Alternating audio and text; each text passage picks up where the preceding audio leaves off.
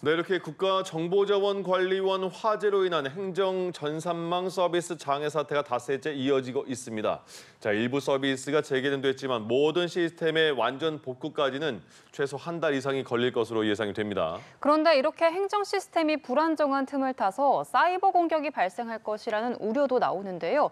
윤주범 세종대 정보보호학과 교수와 함께 자세한 내용 짚어보겠습니다. 안녕하십니까? 예, 안녕하십니까? 네네. 교수님, 지금 공공 시스템 총 647개 중에 속도는 좀 나오고 있는 것 같습니다. 계속해서 저희가 뉴스를 전해드리는 순간에서도 복구된 그 개수, 지금 83개의 서비스가 복구가 됐다고 하던데 지금 이 흐름, 시스템 복구 속도는 어떻게 보십니까? 시스템 복구 속도는 좀 느리다고 생각합니다. 아, 느려요? 규정이나 지침상 국가적으로 중요한 행정 업무 시스템은 실시간 이중 백업을 실시해서 시스템 불능 시 바로 백업 및 복구가 가능해야 되는데요. 예. 이번 사건에서 보듯이 화재 사건에 대해서 대비도 제대로 되어 있지 않고 그에 따라 복구 계획도 좀 준비하지 못했던 것으로 생각합니다. 예. 예, 이 데이터 백업이 실시간 백업이 아니라 평균 한 달 간격으로 이루어진 걸로 알려지면서 일각에서는 데이터 손실 가능성도 좀 제기가 되고 있는데 이 부분은 어떻게 보시는지요? 네, 일부 데이터 손실이 있을 것으로 생각합니다.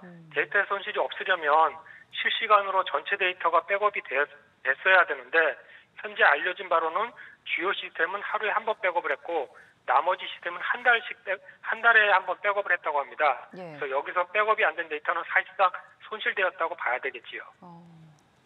예, 지금 2년 전에도 비슷한 사건이 있었습니다. 그때도 정부가 뭐 3시간이면 복구가 될 것이다 이렇게 언급이 됐었는데 그러지 않은 게 확인이 됐고요. 또 그 당시에 전산망을 이중으로 구축하지 않은 점 지금 계속 문제점이 드러나고 있는 부분인데 또 하나가 그 배터리 그 사용 기간이 10년인데 10년이 지나서 조금 더 쓸 수 있을 것 같아서 1년 더 썼다 이런 얘기도 나오고 있습니다.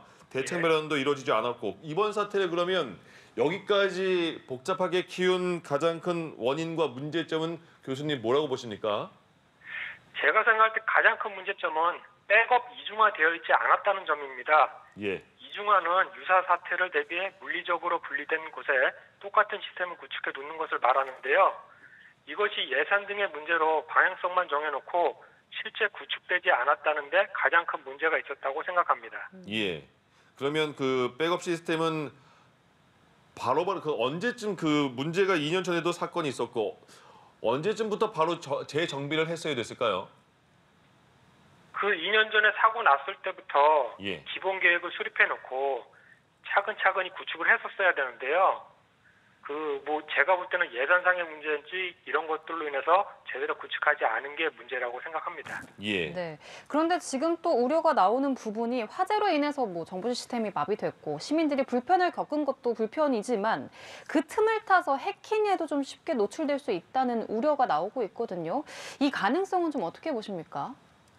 예, 평상시에 국가 업무 시스템은 여러 층의 정보보호 시스템으로부터 보호를 받고 있습니다. 이 정보보호 시스템에는 방화벽이라든가 침입 탐지라든가 문서 유출 방지라든가 이런 것이 있는데요.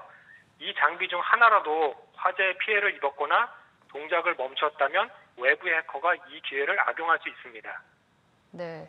그리고 이 정부 전 부처의 문서 작성, 결제 등의 업무를 통합해 운영하는 내부 업무 전산망인 온나라 시스템이 좀 가장 시급한 조치가 필요하다고 지목이 되고 있는데 그건 어떤 이유 때문인가요? 온나라 시스템은 전 부처의 문서 작성과 결제 등이 이루어지는 범정부 업무 시스템입니다. 예. 이 시스템이 외부 해커에 의해서 피해를 입으면 각종 공문서 유출이 될 수 있고 공무원 인증 체계인 행정전자서명도 유출될 수 있습니다. 즉 국가기밀이 유출될 수 있기 때문에 더욱 중요하고 시급하게 조치를 해야 한다고 생각합니다. 교수님, 만약에 지금 이런 그 약간의 정보 보안의 빈틈을 타서 해킹의 시도가 만약에 있다면 정부로서도 복구를 하면서 거기에 대한 방어도 해야 되잖아요. 예. 그런 게 지금은 뭐 가능한 상황인가요? 남아있는 정보보호 시스템을 최대한 재가동해서 대비를 해야 되겠고요. 예. 만약에 남아있는 시스템이 없다면 협력업체나 평상시에 이용했던 용역업체에 자원을 빌려서라도 최대한 예. 대비를 해야 된다고 생각합니다. 예, 지금 대구 분원으로 시스템을 옮겨서 재설치한다던데 그러면 그 이후에 그 백업 문제나 그런 거는 좀 더 나아질 수 있는 상황이 될 수 있을까요? 예를 들어서 대구 본원으로 이전해서 이제 복구 및 구축을 하려는 것 같은데요, 정부가. 네. 일부 시스템에 대해서는 단계적으로 재가동하려고 하는 것 같고요. 예. 그래서 이렇게 재가동 및 서비스를 구축해서 해커의 침입을 막을 수 있는 정보보호 시스템 보호 여부를 확인한 후에 예. 업무 시스템을 가동을 해야 해커에 의한 침해 가능성을 줄일 수 있을 것으로 생각합니다. 네. 예. 지금 복구도 중요하지만 또한 중요한 게 이런 사태가 다시 재발하지 않는 거인 것 같은데 그러면 효과적인 재발 방지 대책은 어떤 게 있을까요? 사태 원인에 정답이 있다고 생각을 합니다. 그래서 첫 번째로 배터리 같은 경우 사용 연한 및 규정에 따른 사용을 해야 될 것 같고요. 두 번째로 백업 이중화에 예산을 투입해서 실시간 백업 및 복구가 가능하도록 구축을 해야 되겠습니다. 마지막으로 이런 국가 업무 시스템이 정보보호 시스템의 보호를 제대로 받아서 해커의 공격을 차단하고 있는지 확인하고 운영을 해야 될 것 같습니다. 예, 알겠습니다. 지금까지 윤주범 세종대 정보보호학과 교수와 함께 이야기 나눠봤습니다. 교수님 오늘 말씀 고맙습니다.